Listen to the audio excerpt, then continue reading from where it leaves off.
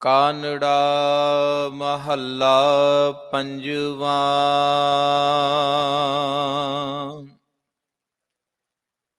ਕੋਹਕਤ ਕਪਟ ਖਪਟ ਖਲ ਗਰਜਤ,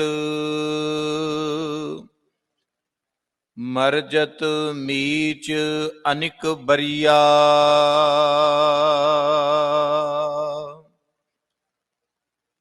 ਕੋਹਕਤ ਕਪਟ ਖਪਟ ਖਲ ਖਰਜਤ ਗਰਜਤ,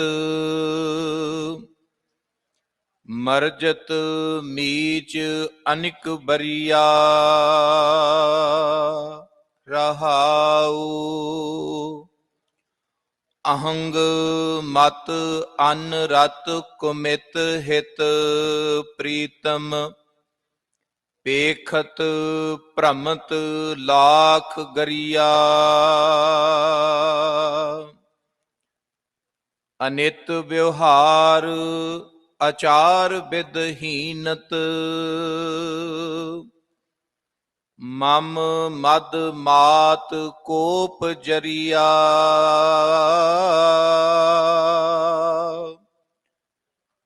ਕਰੁਣ ਕਿਰਪਾਲ ਗੋਪਾਲ ਦੀਨ ਬੰਦ, ਨਾਨਕ ਉਧਾਰ ਸਰਨ ਪਰੀਆ। ਕਰੁਣ ਕਿਰਪਾਲ ਗੋਪਾਲ ਦੀਨ ਬੰਦ, ਨਾਨਕ ਉਧਾਰ ਸਰਨ ਪਰੀਆ। ਵਾਹਿਗੁਰੂ ਜੀ ਕਾ ਖਾਲਸਾ, ਵਾਹਿਗੁਰੂ ਜੀ ਕੀ ਫਤਿਹ। ਪਰਮ ਸਨਮਾਨਯੋਗ ਸਤਿਗੁਰੂ ਧੰਨ ਗੁਰੂ ਗ੍ਰੰਥ ਸਾਹਿਬ ਕਿਰਪਾਲੂ ਦਾਤਾਰ ਜੀ ਦੀ ਪਾਵਨ ਪਾਕ ਹਜ਼ੂਰੀ ਅੰਦਰ ਸੁਭਾਏਮਾਨ ਗੁਰੂ ਰੂਪ ਸਤਸੰਗੀ ਜਨੂ ਆਪ ਜੀ ਵਡਭਾਗੀ ਹੋ, ਜੋ ਗੁਰੂ ਬਖਸ਼ਿਸ਼ ਗੁਰੂ ਰਹਿਮਤ ਸਦਕਾ ਪਾਵਨ ਹਜ਼ੂਰੀ ਦਾ ਲਾਹਾ ਪ੍ਰਾਪਤ ਕਰ ਰਹੇ ਹੋ। ਬੜੇ ਹੀ ਪਿਆਰ ਭਾਵਨਾ ਸ਼ਰਧਾ ਨਾਲ ਸਤਿਗੁਰਾਂ ਦੀ ਹਜ਼ੂਰੀ ਵਿੱਚ ਸੁਭਾਏਮਾਨ ਹੋ ਕਰਕੇ ਆਪ ਜੀਆਂ ਨੇ ਗੁਰੂ ਸਵਾਰਿਆਂ ਪਾਸੋਂ ਸੋਦਰ ਰਹਿਰਾਸ ਸਾਹਿਬ ਜੀ ਦੇ ਪਾਠ ਅਤੇ ਗੁਰਬਾਣੀ ਕੀਰਤਨ ਸਰਵਨ ਕੀਤਾ ਹੈ। ਆਓ ਇਸ ਤੋਂ ਉਪਰੰਤ ਗੁਰੂ ਸਵਾਰਿਓ ਜੋ ਨਿਤਾਂ ਪ੍ਰਤੀ ਇਸ ਪਾਵਨ ਅਸਥਾਨ ਤੇ ਸਾਹਿਬ ਸਤਿਗੁਰੂ ਧੰਨ ਗੁਰੂ ਗ੍ਰੰਥ ਸਾਹਿਬ ਮਹਾਰਾਜ ਜੀ ਦੇ ਪਾਵਨ ਲੜੀਵਾਰ ਸ਼ਬਦ ਦੀ ਵਿਚਾਰ ਨਾਲ ਆਪਾਂ ਜੁੜਦੇ ਹਾਂ। ਉਸੇ ਹੀ ਲੜੀ ਅਧੀਨ ਜੋ ਕਾਨੜਾ ਰਾਗ ਚੱਲ ਰਿਹਾ ਹੈ, ਅੱਜ ਆਪ ਜੀ ਨੇ ਕਾਨੜਾ ਰਾਗ ਅੰਦਰ ਪੰਚਮ ਪਾਤਸ਼ਾਹ ਜੀ ਦਾ ਇਹ ਪਾਵਨ ਸ਼ਬਦ ਸਰਵਨ ਕੀਤਾ ਹੈ, ਜੋ ਸਾਹਿਬ ਜੀ ਦੇ ਮੁਬਾਰਕ ਅੰਗ 1303 ਉੱਪਰ ਸੁਭਾਏਮਾਨ ਹੈ। ਧੰਨ ਗੁਰੂ ਅਰਜਨ ਦੇਵ ਸੱਚੇ ਪਾਤਸ਼ਾਹ ਜੀ ਨੇ ਪਾਵਨ ਸ਼ਬਦ ਅੰਦਰ ਇਹ ਮੂਲ ਭਾਵ ਦਰਸਾਇਆ ਹੈ ਕਿ ਸੰਸਾਰ ਜਗਤ ਦੇ ਅੰਦਰ ਇਹ ਜੀਵ ਜਿਹੜਾ ਹੈ ਉਹ ਵਿਸ਼ੇ ਵਿਕਾਰਾਂ ਦੀ ਗ੍ਰਿਫਤ ਵਿੱਚ ਬਹੁਤ ਡਾਢਾ ਫਸਿਆ ਹੋਇਆ। ਉਹ ਵਿਕਾਰ ਇਹਦੇ ਉੱਪਰ ਬਰਸਦੇ ਹਨ, ਗਰਜਦੇ ਹਨ। ਇਹ ਮੋਹ ਮਾਇਆ ਵਿੱਚ ਮੱਤਿਆ ਰਹਿੰਦਾ ਹੈ, ਮਸਤ ਰਹਿੰਦਾ ਹੈ। ਇਸ ਕਰਕੇ ਜੀਵਨ ਦੀ ਇਹ ਬਾਜ਼ੀ ਵਾਰ-ਵਾਰ ਹਾਰਦਾ ਹੈ। ਹਰ ਰੋਜ਼ ਆਤਮਿਕ ਮੌਤੇ ਜੀਵ ਮਰਦਾ ਹੈ। ਇਹਦਾ ਖੇੜਾ, ਇਹਦਾ ਵਿਗਾਸ ਜਿਹੜਾ ਹੈ ਉਹ ਦਿਨ ਪ੍ਰਤੀ ਦਿਨ ਜਿਹੜਾ ਮੁੱਕਦਾ ਜਾਂਦਾ ਹੈ। ਜੇ ਕਿਤੇ ਜੀਵ ਨੂੰ ਸਮਝ ਆ ਜਾਏ, ਸੋਝੀ ਪੈ ਜਾਏ, ਤੇ ਵਿਕਾਰਾਂ ਵਿੱਚ ਫਸਿਆ ਜੀਵ ਜਦੋਂ ਉਸ ਅਕਾਲ ਪੁਰਖ ਵਾਹਿਗੁਰੂ ਅੱਗੇ ਅਰਦਾਸ ਕਰਦਾ ਹੈ, ਬੇਨਤੀ ਕਰਦਾ ਹੈ ਕਿ ਹੇ ਵਾਹਿਗੁਰੂ ਮੈਨੂੰ ਇਹਨਾਂ ਵਿਕਾਰਾਂ ਤੋਂ ਬਚਾ, ਦੁੱਖਾਂ ਤੋਂ ਬਚਾ, ਤੇ ਗੁਰੂ ਫਿਰ ਉਸ ਜੀਵ ਦੀ ਅਰਦਾਸ ਸੁਣ ਕੇ ਉਸ ਨੂੰ ਇਸ ਭਵ ਸਾਗਰ ਤੋਂ, ਵਿਕਾਰਾਂ ਦੇ ਸਾਗਰ ਤੋਂ ਬਚਾ ਲੈਂਦਾ ਹੈ, ਕੱਢ ਲੈਂਦਾ ਹੈ।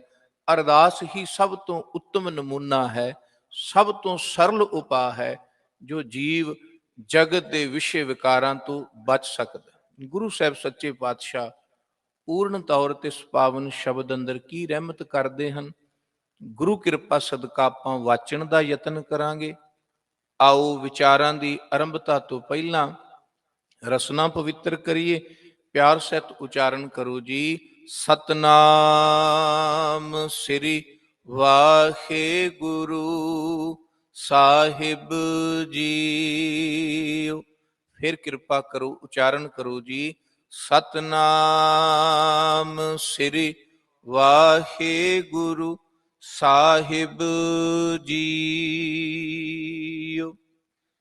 ਕਾਨੜਾ ਮਹੱਲਾ ਪੰਜਵਾਂ। ਕਾਨੜਾ ਰਾਗ ਹੈ, ਪੰਚਮ ਪਾਤਸ਼ਾਹ ਜੀ ਦਾ ਮੁਬਾਰਕ ਸ਼ਬਦ ਹੈ। ਕੋਹਕਤ ਕਪਟ ਖਪਟ ਖਲ ਗਰਜਤ। ਧੰਨ ਗੁਰੂ ਅਰਜਨ ਦੇਵ ਸੱਚੇ ਪਾਤਸ਼ਾਹ ਜੀ ਇਹ ਕਿਰਪਾ ਕਰਦੇ ਨੇ ਕਿ ਇਸ ਜੀਵ ਦੇ ਸਰੀਰ ਅੰਦਰ, ਇਸ ਕਾਇਆ ਅੰਦਰ ਜਿਹੜੇ ਵਿਕਾਰ ਨੇ ਨਾ ਉਹ ਕੂਕਦੇ ਨੇ। ਕੋਹਕਤ ਦਾ ਅਰਥ ਹੈ ਕੂਕਦੇ ਨੇ।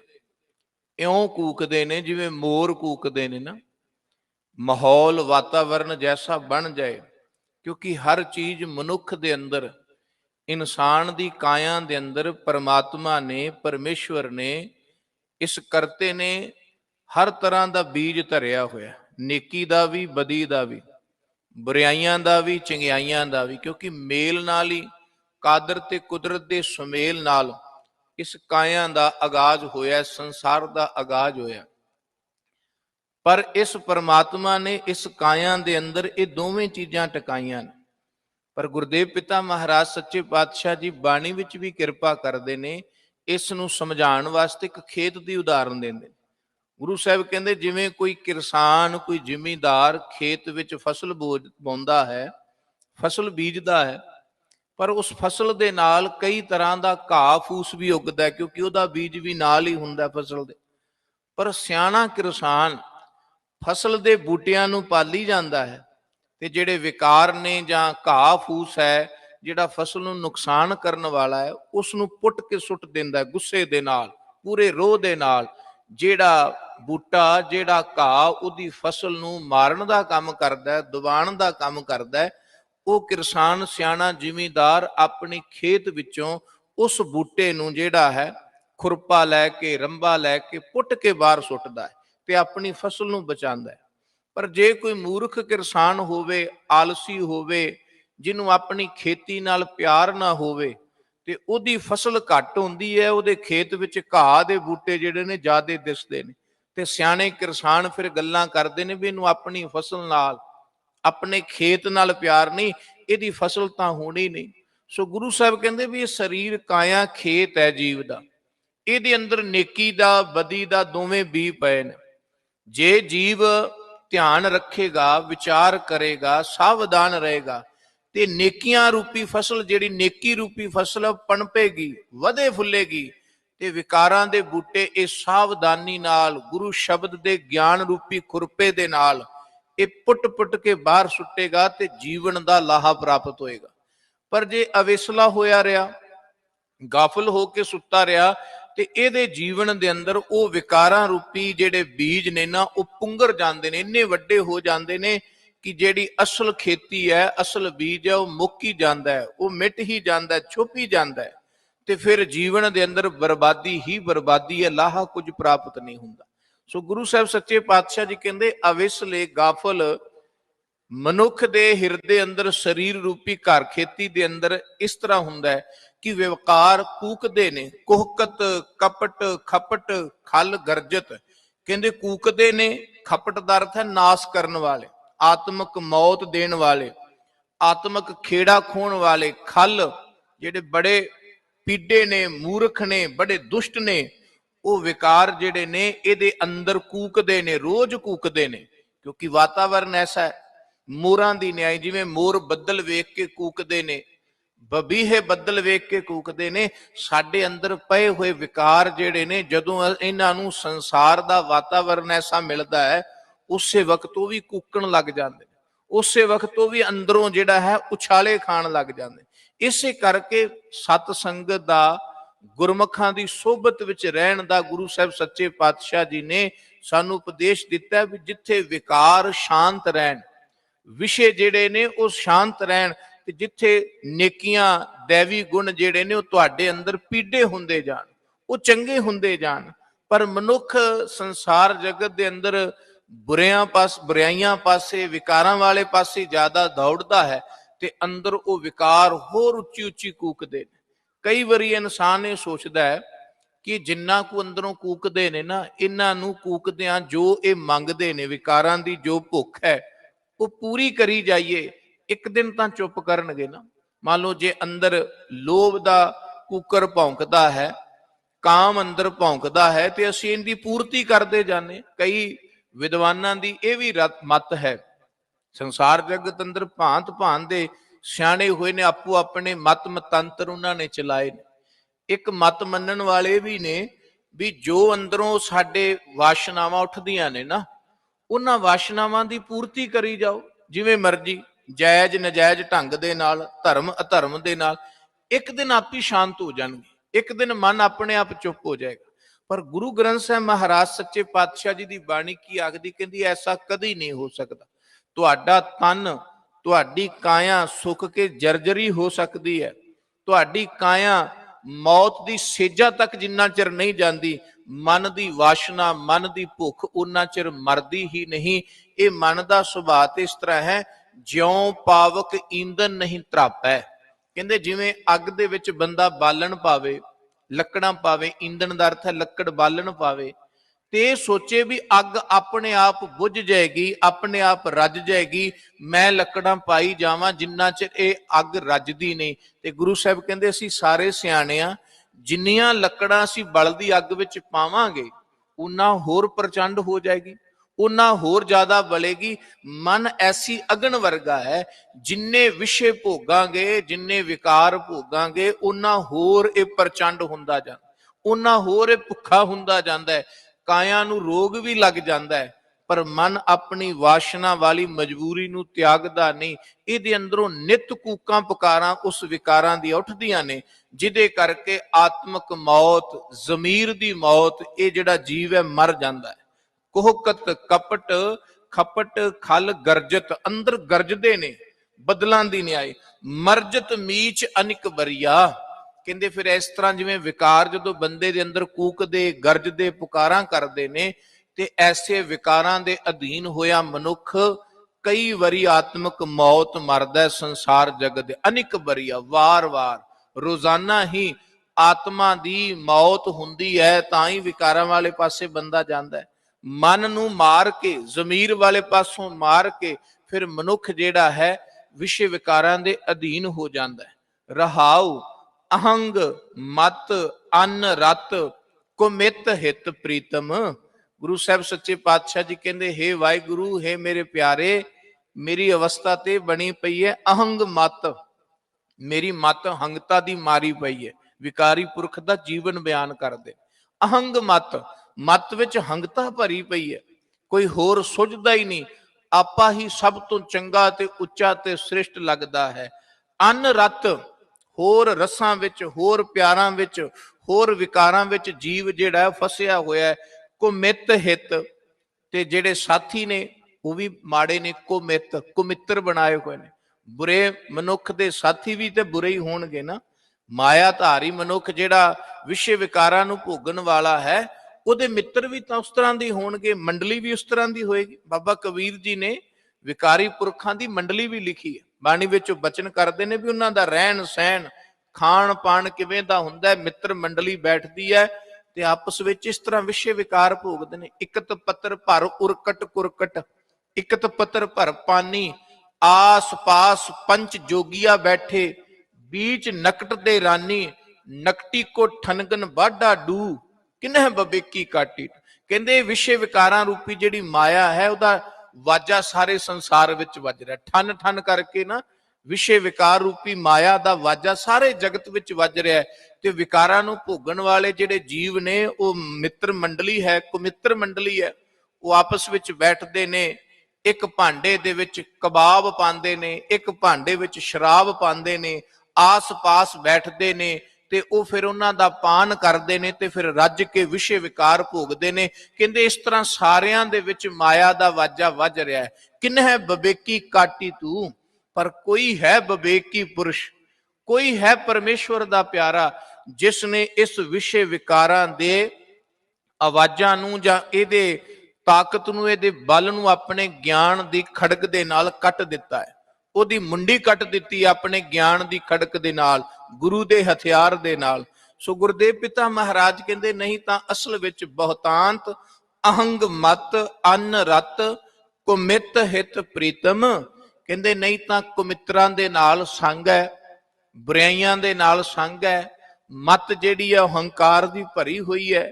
ਤੇ ਜਿਹੜੇ ਕੁਮਿੱਤਰ ਨੇ ਉਹ ਹੋਰ ਵਿਕਾਰਾਂ ਨੂੰ ਵਾਧਾ ਦਿੰਦੇ ਨੇ, ਕਿਉਂਕਿ ਮਾਇਆ ਧਾਰੀ ਬੰਦਾ ਉਹਨਾਂ ਨੂੰ ਚਾਹੀਦਾ ਹੁੰਦਾ, ਉਹਦੇ ਨਾਲ ਮਿਲ ਜੁਲ ਕੇ ਉਹਦੇ ਪਦਾਰਥਾਂ ਦੇ ਨਾਲ ਆਪ ਵੀ ਵਿਸ਼ੇ ਭੋਗਦੇ ਨੇ। ਇਸ ਕਰਕੇ ਉਹਨੂੰ ਹੋਰ ਹਉਮੈ ਦੀ ਫੂਕ ਛਕਾਉਂਦੇ ਨੇ, ਹੋਰ ਹਉਮੈ ਦੀ ਖੁਰਾਕ ਦਿੰਦੇ ਨੇ, ਕਿਉਂਕਿ ਮਨਮੁਖਾਂ ਦਾ ਰਹਿਣ ਸਹਿਣ ਇਸ ਤਰ੍ਹਾਂ ਦਾ ਹੀ ਨਾ। ਬਾਣੀ ਵਿੱਚ ਗੁਰੂ ਸਾਹਿਬ ਨੇ ਕਿਹਾ ਵੀ ਮਨਮੁਖਾਂ ਕੇਰੀ ਦੋਸਤੀ ਮਾਇਆ ਕਾ ਸੰਬੰਧ, ਜਿਚਰ ਪਹਿਨਣ ਖਾਨਣਾ ਤਿਚਰ ਰੱਖੈ ਗੰਢ। ਕਹਿੰਦੇ ਮਨਮੁਖਾਂ ਦੀ ਦੋਸਤੀ, ਕੁਮਿੱਤਰਾਂ ਦੀ ਦੋਸਤੀ ਉਹਨਾਂ ਚਿਰ ਹੀ ਹੁੰਦੀ ਹੈ ਜਿੰਨਾ ਚਿਰ ਤੁਹਾਡੇ ਕੋਲ ਪਦਾਰਥ ਨੇ, ਮਾਇਆ ਹੈ, ਮਾਇਆ ਕਾ ਸੰਬੰਧ, ਮਾਇਆ ਕਰਕੇ ਜੁੜੇ ਨੇ। ਜਿੰਨਾ ਚਿਰ ਤੁਸੀਂ ਉਹਨੂੰ ਕੁਝ ਦਿੰਦੇ ਰਹੋਗੇ, ਤੁਹਾਡੇ ਰਾਹੀਂ ਕੋਈ ਸਵਾਰਥ ਪੂਰਾ ਹੁੰਦਾ ਰਹੇਗਾ, ਉਹਨਾਂ ਚਿਰ ਬਹੁਤ ਸੋਹਣਾ ਬੋਲਣਗੇ, ਚੰਗਾ ਬੋਲਣਗੇ ਵੀ ਤੇਰੇ ਤੋਂ ਵੱਡਾ ਕੋਈ ਹੈ ਹੀ ਨਹੀਂ, ਤੂੰ ਪਰਮ ਮਿੱਤਰ ਹੈ, ਤੂੰ ਸਾਡਾ ਬੜਾ ਦਿਲਦਾਰ ਮਿੱਤਰ ਹੈ। ਪਰ ਕਹਿੰਦੇ ਜਿੱਦਣ ਮਾਇਆ ਮੁੱਕ ਜਾਏ, ਪਦਾਰਥ ਮੁੱਕ ਜਾਏ, ਮੁਸੀਬਤ ਬੰਦੇ ਦੇ ਉੱਤੇ ਆਣ ਪਏ, ਉਦਣ ਕਹਿੰਦੇ ਭੱਜ ਜਾਂਦੇ ਨੇ ਤੇ ਫਿਰ ਆਪਣੇ ਮੁਖ, ਉਸੇ ਮੁਖ ਤੋਂ ਫਿਰ ਬੁਰਾਈਆਂ ਕਰਨ ਲੱਗ ਜਾਂਦੇ। ਜਿਸ ਮੁਖ ਤੋਂ ਚੰਗਾ ਕਹਿੰਦੇ ਸਨ, ਸਲਾਉਂਦੇ ਸਨ, ਉਸੇ ਮੁਖ ਤੋਂ ਆਪਣੇ ਮਿੱਤਰ ਨੂੰ ਬੁਰਾ ਕਹਿਣ ਲੱਗ ਜਾਂਦੇ ਨੇ। ਕਾਰਨ ਕੀ ਹੈ? ਕਿਉਂਕਿ ਉਹ ਮਿੱਤਰ ਦੀ ਵਡਿਆਈ ਨਹੀਂ ਸਨ ਕਰਦੇ, ਉਹ ਤਾਂ ਮਾਇਆ ਦੀ ਪਦਾਰਥਾਂ ਦੀ ਸ਼ੋਭਾ ਕਰਦੇ ਸਨ। ਪਦਾਰਥ ਮੁੱਕ ਗਏ ਤੇ ਬੁਰਾਈਆਂ ਵਾਲੇ ਪਾਸੇ ਆ ਗਏ।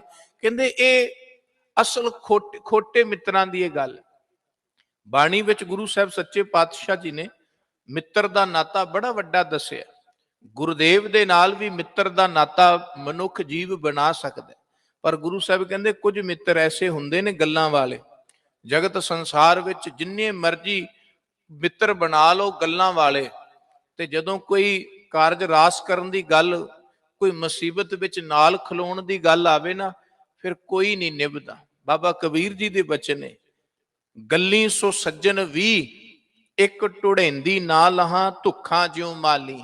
ਗੁਰੂ ਸਾਹਿਬ ਕਹਿੰਦੇ, ਬਾਬਾ ਕਬੀਰ ਜੀ ਕਹਿੰਦੇ ਗੱਲਾਂ ਨਾਲ ਸੱਜਣ ਵੀ ਬਣ ਜਾਂਦੇ, ਮੈਂ ਵੀ ਤੇਰਾ ਸੱਜਣ ਆ, ਮੈਂ ਵੀ ਤੇਰਾ ਸੱਜਣ ਆ।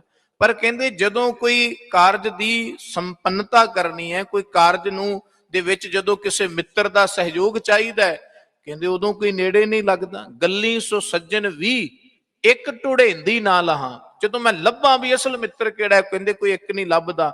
ਧੁੱਖਾਂ ਜਿਉ ਮਾਲੀ, ਫਿਰ ਮੈਂ ਅੰਦਰੋਂ ਅੰਦਰੀ ਮਲੀ ਵਾਂਗੂ ਧੁਖਦਾ ਵਾਂ ਕਿ ਮਿੱਤਰ ਤਾਂ ਬੜੇ ਬਣੇ, ਗੱਲਾਂ ਵਾਲੇ ਤਾਂ ਬੜੇ ਸਨ, ਪਰ ਕੋਈ ਨਾਲ ਨਹੀਂ ਨਿਭਿਆ, ਕੋਈ ਸਾਥ ਨਹੀਂ ਖਲੋਤਾ।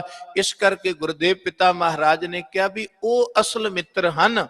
ਸੱਜਣ ਸਈ ਨਾਲ ਮੈਂ ਚੱਲਦਿਆਂ ਨਾਲ ਚਲਨ, ਜਿੱਥੇ ਲੇਖਾ ਮੰਗੀ ਹੈ ਤਿੱਥੇ ਖੜੇ ਦਿਸਨ। ਵੀ ਸੱਜਣ ਹੋ, ਜਿੱਥੇ ਤੇਰੇ ਤੇ ਮੁਸੀਬਤ ਬਣੇ ਤੈਨੂੰ ਪਿੱਛੇ ਕਰ ਦੇਣ, ਆਪ ਅੱਗੇ ਹੋ ਜਾਣ, ਵੀ ਸਾਡੇ ਨਾਲ ਗੱਲ ਕਰੋ, ਇਹ ਸਾਡਾ ਭਰਾ ਹੈ, ਸਾਡਾ ਮਿੱਤਰ ਹੈ। ਪਰ ਅੱਜ ਦੀ ਮਿੱਤਰਤਾ ਕਹਿੰਦੇ ਜਦੋਂ ਤੇ ਦੁੱਖ ਆ ਜਾਏ ਤੇ ਆਪਣੇ ਮਿੱਤਰ ਨੂੰ ਅੱਗੇ ਕਰ ਦਿੰਦੇ, ਤੇ ਜਦੋਂ ਸੁੱਖ ਆ ਜਾਏ ਤੇ ਆਪ ਅੱਗੇ ਹੋ ਬੈਂਦੇ ਨੇ। ਇਹ ਮਿੱਤਰਤਾ ਨਹੀਂ, ਇਹ ਕੁਮਿੱਤਰਤਾ ਹੈ, ਇਹ ਸਵਾਰਥ ਹੈ, ਇਹ ਸੰਸਾਰ ਦੀ ਦੁਰਦਸ਼ਾ ਹੈ। ਸੋ ਗੁਰਦੇਵ ਪਿਤਾ ਮਹਾਰਾਜ ਜੀ ਕਹਿੰਦੇ ਵਿਕਾਰੀ ਪੁਰਖ ਦੀ ਮੰਡਲੀ ਵੀ ਐਸੀ ਹੈ, ਉਹ ਕੁਮਿੱਤਰਾਂ ਦੇ ਨਾਲ ਹਿੱਤ ਕਰਦਾ, ਉਹਨੂੰ ਆਪਣੇ ਸੱਜਣ ਜਿਹੜੇ ਨੇ ਵੈਰੀ ਲੱਗਦੇ ਨੇ, ਤੇ ਜਿਹੜੇ ਵੈਰੀ ਨੇ ਉਹ ਆਪਣੇ ਸੱਜਣ ਬਣਾ ਲੈਂਦਾ। ਵਿਸ਼ੇ ਵਿਕਾਰ ਕੀ ਨੇ? ਵੈਰੀ ਨੇ, ਪਰ ਮਨੁੱਖ ਜਿਹੜਾ ਹੰਗਤਾ ਦਾ ਮਾਰਿਆ ਹੈ, ਉਹਨੂੰ ਇਹ ਆਪਣੇ ਮਿੱਤਰ ਲੱਗਦੇ ਨੇ ਵੀ ਇਹ ਮੇਰੇ ਸੱਜਣ ਨੇ, ਇਹ ਮੇਰੇ ਪਿਆਰ ਕਰਨ ਵਾਲੇ ਨੇ। ਪਰ ਉਹਨੂੰ ਇਹ ਨਹੀਂ ਪਤਾ ਵੀ ਅੰਦਰੋਂ ਅੰਦਰੀ ਇਹ ਸਰੀਰ ਰੂਪੀ ਕਿਲੇ ਨੂੰ ਲੁੱਟ ਰਹੇ ਨੇ। ਗੁਰੂ ਸਾਹਿਬ ਸੱਚੇ ਪਾਤਸ਼ਾਹ ਜੀ ਤੇ ਇੱਕ ਬਚਨ ਆਉਂਦਾ ਹੈ, ਕਹਿੰਦੇ ਮਾਨੋ ਜਿਵੇਂ ਕੋਈ ਕਿਲੇ ਦਾ ਵੱਡਾ ਰਾਜਾ ਜਿਹੜਾ ਹੈ, ਉਹ ਸਵਾਮੀ ਜਿਹੜਾ ਉਹ ਮਰ ਜਾਏ ਜਾਂ ਉਹ ਗਾਫਲ ਹੋ ਜਾਏ, ਸੌਂ ਜਾਏ, ਤੇ ਕਿਸੇ ਛੋਟੇ ਜਿਹੇ ਅਧੀਨ ਬੱਚੇ ਨੂੰ ਕਿਲੇ ਦਾ ਰਾਜਾ ਬਣਾ ਦਿੱਤਾ ਜਾਏ, ਤੇ ਉਹਨੂੰ ਪਤਾ ਹੀ ਨਹੀਂ ਵੀ ਰਾਜ ਭਾਗ ਕਿਵੇਂ ਚਲਾਣਾ ਹੈ, ਤੇ ਉਹ ਦੁਸ਼ਟਾਂ ਨੂੰ, ਜਿਨ੍ਹਾਂ ਨੇ ਕਿਲੇ ਨੂੰ ਲੁੱਟਣਾ, ਉਹਨਾਂ ਨੂੰ ਆਪਣਾ ਮਿੱਤਰ ਬਣਾ ਲੈ, ਤੇ ਦੱਸੋ ਫਿਰ ਉਸ ਕਿਲੇ ਦਾ ਕਿਵੇਂ ਬਚਾਅ ਹੋਏਗਾ? ਰਾਜਾ ਬਾਲਕ ਨਗਰੀ ਕਾਚੀ ਦੁਸ਼ਟਾਂ ਨਾਲ ਪਿਆਰੋ। ਕਹਿੰਦੇ ਇਹਦਾ ਬਾਲਕ ਜਿਹੜਾ ਹੈ ਨਾ, ਰਾਜਾ ਹੈ, ਸਰੀਰ ਦਾ ਮਨ, ਉਹ ਬਾਲਕ ਹੈ, ਬੱਚਾ ਹੈ, ਨਦਾਨ ਹੈ, ਉਹਨੂੰ ਪਤਾ ਹੀ ਨਹੀਂ ਕਿਵੇਂ ਸਰੀਰ ਨੂੰ ਚਲਾਣਾ ਹੈ। ਤੇ ਕਿਲਾ ਜਿਹੜਾ ਹੈ ਕੱਚਾ ਹੈ। ਰਾਜਾ ਬਾਲਕ ਨਗਰੀ ਕੱਚੀ ਕਾਚੀ, ਇਹ ਕੱਚੀ ਨਗਰੀ ਹੈ।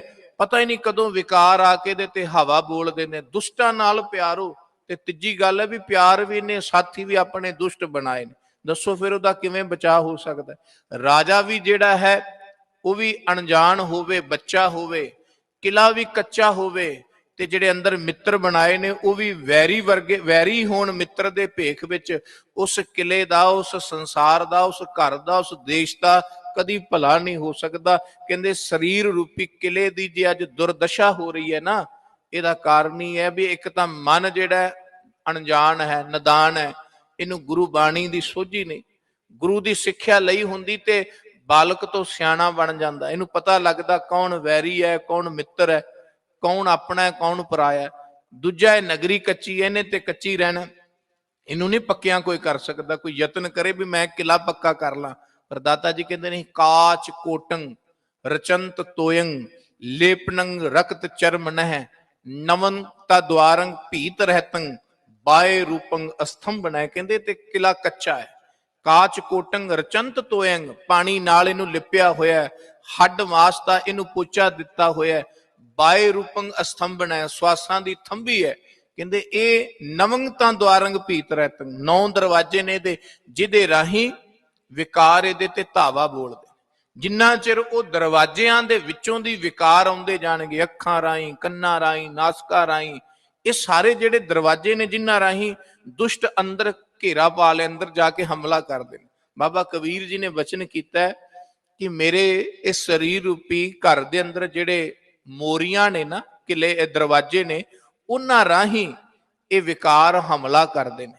ਗੁਰ ਦਿਖਲਾਈ ਮੋਰੀ ਜਿਤ ਮਿਰਗ ਪਰਤ ਹੈ ਚੋਰੀ। ਕਹਿੰਦੇ ਗੁਰੂ ਕਿਰਪਾ ਕਰੇ, ਗੁਰੂ ਸੋਝੀ ਦਵੇ ਤਾਂ ਪਤਾ ਲੱਗਦਾ ਵੀ ਕਿਲੇ ਦੇ ਵਿੱਚ ਕਿਧਰੋਂ ਕਿਧਰੋਂ ਦੀ ਵਿਕਾਰ ਵੜਦੇ ਨੇ, ਅੱਖਾਂ ਰਾਹੀਂ, ਕੰਨਾਂ ਰਾਹੀਂ, ਨਾਸਕਾਂ ਰਾਹੀਂ।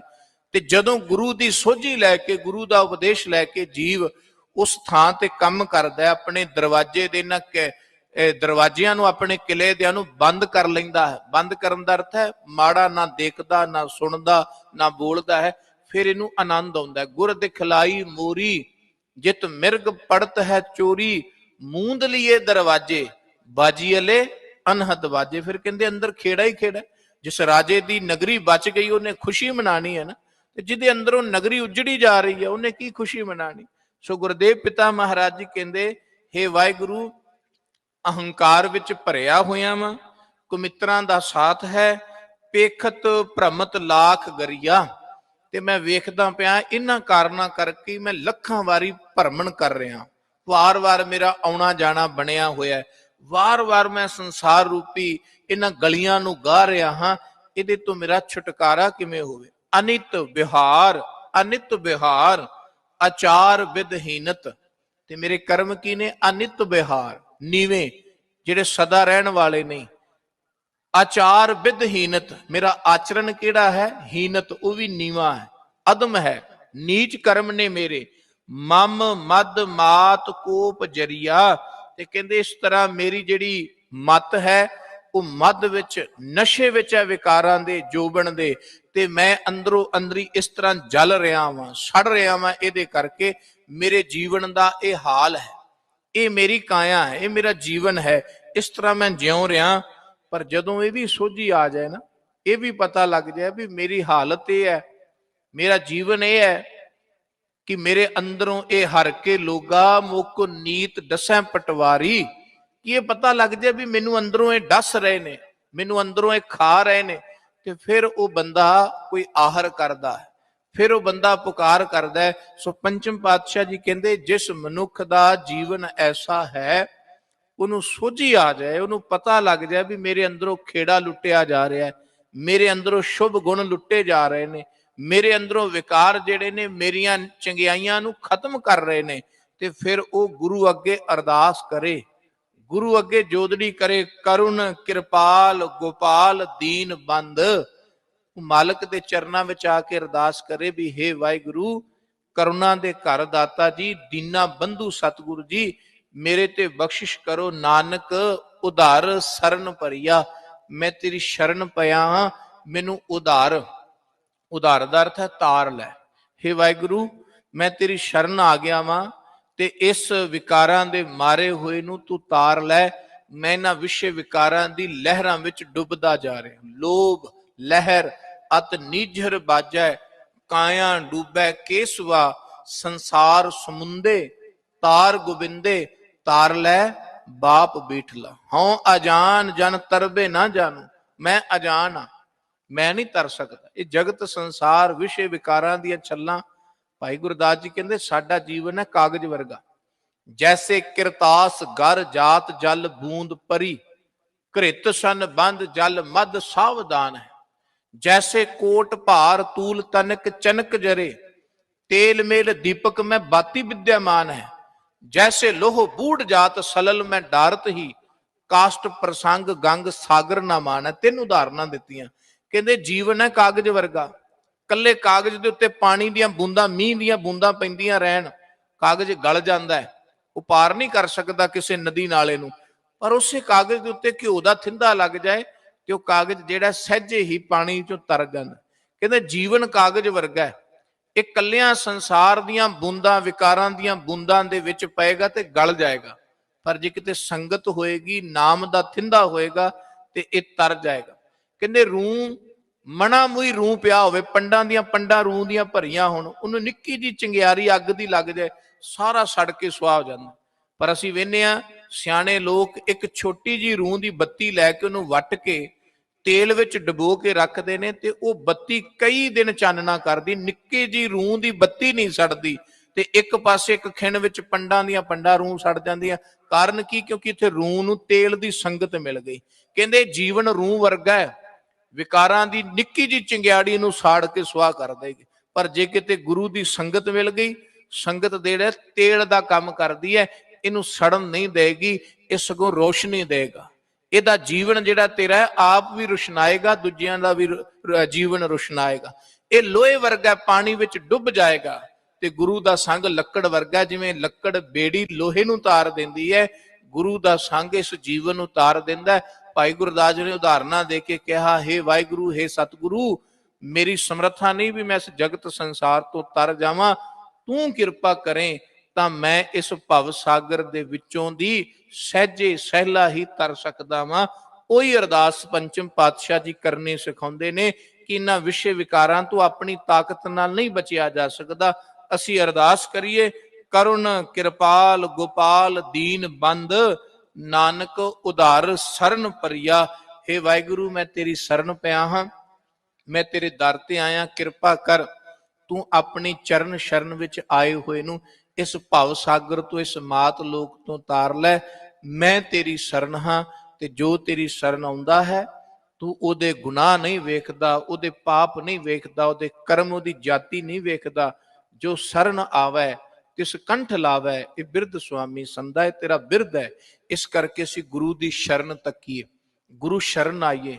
गुरु शरण आउण दा भाव है मन करके तन करके गुरु के चरणों में आके अरदास बेनती करांगे तो सतगुरु जरूर किरपा करेगा। इन्हां विकारां दी अगन चों, विकारां दे अंगारियां तो गुरु फिर बचा लैंदा अपना हथ दे के। सतगुरु किरपा करन, सानू अपने दरों करों नाम दी दात, गुरसिੱਖੀ वाला जीवन बख्श के निवाजन जी। इतनियां बेनतियां प्रवान करनियां। गुरु शब्द की विचार करदियां बेअंत प्रकार दीयां भुल्लां गलतियां हो गईयां हन। आप संगत कृपालु सतगुरु दातार धन गुरु ग्रंथ साहिब महाराज सच्चे पातशाह जी बख्शे योग ने, बख्श लैणगे। किरपा करन सतगुरु सानू सारियां नू अपने दरों करों नाम दी दात, गुरसिੱਖੀ वाला जीवन बख्श के निवाजन जी। भुल्लां चुकां ना चितार दे, प्यार सत फतेह गजाओ। आखो जी वाहिगुरु जी का खालसा